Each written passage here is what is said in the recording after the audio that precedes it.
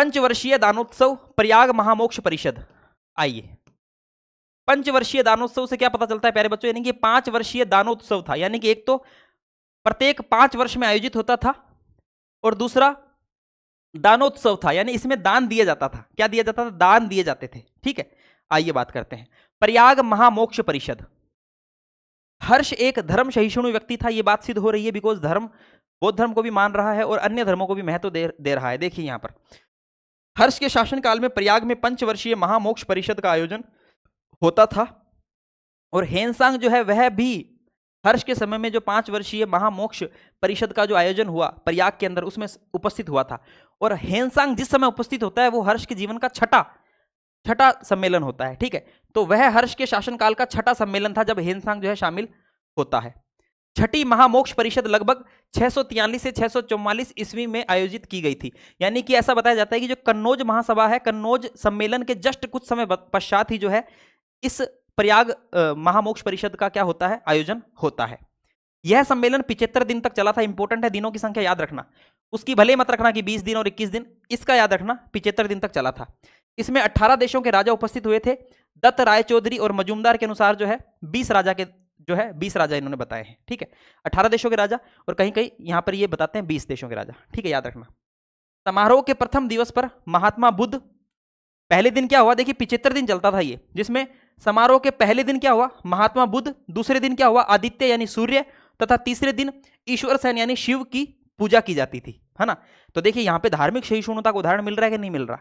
पहले दिन क्या हो रहा है? महात्मा बुद्ध, दूसरे दिन सूर्य, तीसरे दिन शिव, क्योंकि अपने पूर्वजों के हिसाब से सूर्य और शिव को भी वे पूजते थे।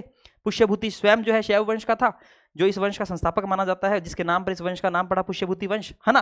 तो अपने पूर्वजों के जो देवता है शिव सूर्य, उनकी भी ये क्या करता था? सम्मान करता था। धार्मिक सहिष्णुता का उदाहरण यहाँ पे हमें देखने को मिलता है। चौथे दिन 10,000, चौथा दिन आ गया। चौथे दिन 10,000 बौद्ध भिक्षुओं में से प्रत्येक को 100 स्वर्ण मुद्राएं दी गई, दान दिया जा रहा है।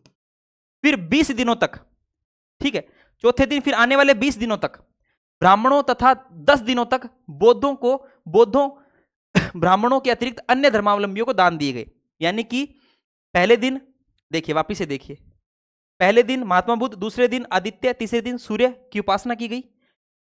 चौथे दिन 10,000 बौद्ध भिक्षुओं को स्वर्ण मुद्राएं दी गई, 100 स्वर्ण मुद्राएं। उसके आने वाले फिर 20 दिनों तक ब्राह्मणों तथा आने वाले फिर 10 दिनों तक बौद्धों ब्राह्मणों के अलावा, बौद्धों और ब्राह्मणों के अलावा, क्योंकि यहां पर बौद्धों को दे चुके हैं, यहां पर ब्राह्मणों को दे चुके हैं, अब बौद्ध और ब्राह्मणों के अलावा जो बच्चे हैं उन्हें धर्मावलंबियों को दान दिए गए। ये दानोत्सव था, दानोत्सव, दान दिए जा रहे हैं। ठीक है, अगले 10 दिन तक दूसरे देशों से बिन बुलाए आए हुए व्यक्तियों को दान दिए गए। अपने यहाँ क्या होता है? बिना बुलाए अतिथियों क्या बोलते हैं? सीधा रास्ता दिखाते हैं। देखो भाई साहब, वो जो है ना, वो ब्लैक टी शर्ट में जो आदमी खड़ा है ना, उसके जस्ट बगल में जो बड़ा सा गेट दिख रहा है ना, वो एग्जिट गेट है, वहां से निकल जाना, है ना। वहां से निकल जाना ना, ये हमारे यहाँ होता है। लेकिन दोस्तों, बिन बुलाए अतिथि भी अतिथि देवो भव, है ना। यहाँ पर चलिए, तो बिन बुलाए आए हुए व्यक्तियों को दान दिए गए। आगे देखते हैं। फिर अगले 30 दिन तक जो है अनाथों तथा निर्धनों को दान दिए गए थे।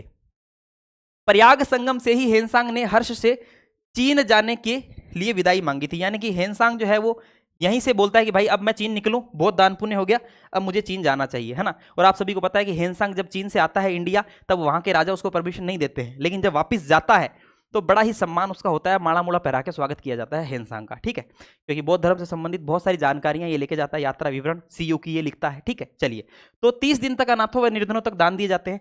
ऐसा बताया जाता है कि जब सब कुछ खत्म हो जाता है तो हर्ष जो है वो अपने वस्त्र वगैरह सब कुछ दान कर देता है। उसके बाद में राज्यश्री से भी कुछ गहने वगैरह लेकर वो भी दान कर देता है। तो इस प्रकार से हिंदुस्तान में दान देने का जो एक उदाहरण है, सबसे महान उदाहरण जो है हर्षवर्धन यहां पर पेश करता है। ठीक है, तो प्यारे बच्चों,